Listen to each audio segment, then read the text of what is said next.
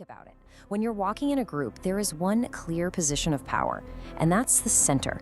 The person in the middle is the anchor, the focal point.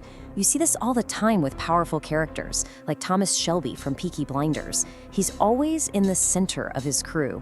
And you have to understand that's not an accident. It is a strategic choice. And here's the bottom line. Your position in a group signals your role. Leaders walk in the center, followers walk on the sides. It's that simple. You know, before you even say a single word, you've already announced your presence. It's all in how you carry yourself.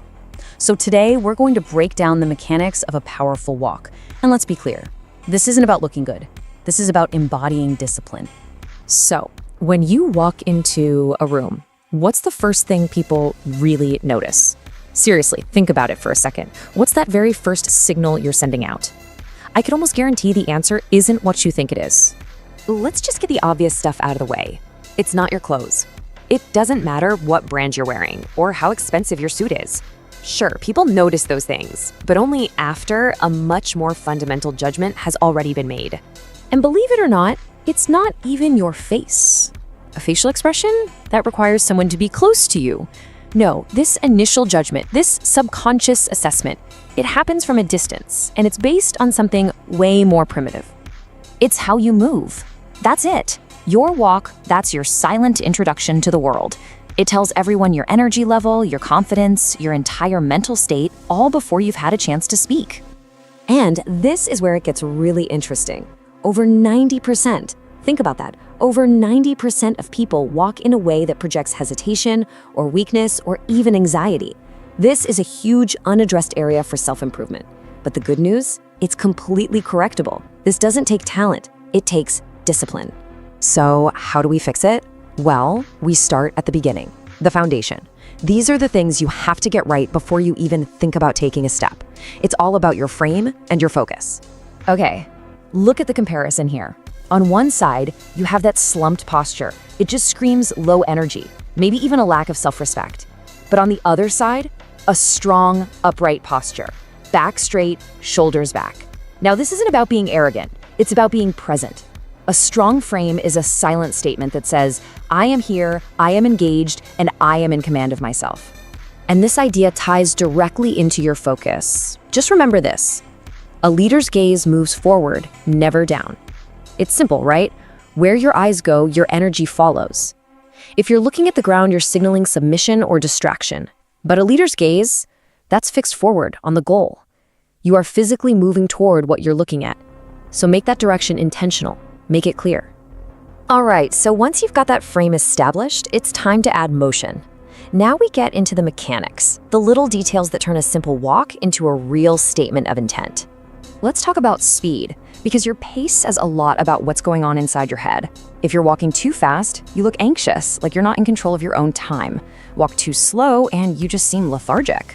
The sweet spot, the powerful pace, is right in the middle. It's controlled, it's deliberate, it communicates purpose. It shows that you set the tempo, not your circumstances. Now, what about your hands? They can't be a liability. If your arms are crossed, you're just putting up a barrier. If your hands are stuffed in your pockets, it looks like you're hiding or insecure. The answer is simple. Let them be open, relaxed, swinging naturally at your sides. That openness, that projects confidence. It shows you're not afraid and you're in control. And that brings us to a really important point. The difference between being tense and being strong. Tense shoulders, all hunched up, that's just a physical sign of stress. But when your shoulders are relaxed, they can swing naturally as you walk. And that movement, it communicates both strength and ease. It looks powerful because, frankly, it's efficient. Okay, listen up, because this is probably the single most practical change you can make today. Stop walking flat-footed. Instead, master this simple three-part sequence. 1. Lead with your heel. Your heel hits the ground first. 2. Roll through the middle of your foot. And 3. Push off decisively from the ball of your foot. It's just a simple rhythm. But if you practice it with consistency, it will completely transform your walk. It makes every step feel deliberate and grounded. So the final piece of the puzzle is application. How do you actually use all of this in a social setting?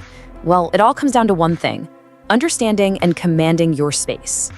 Think about it. When you're walking in a group, there is one clear position of power, and that's the center. The person in the middle is the anchor, the focal point.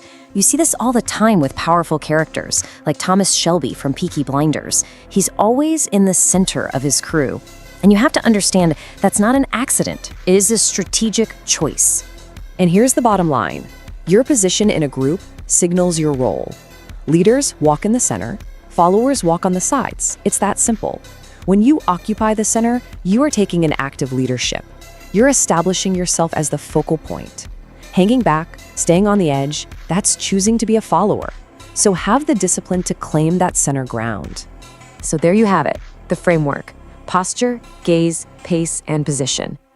But look, these aren't just tips on how to walk. These are principles of discipline, principles of self-mastery. Every single step you take is a choice. So the question isn't how to walk anymore. The real question is, where will you go, now that every step you take has purpose?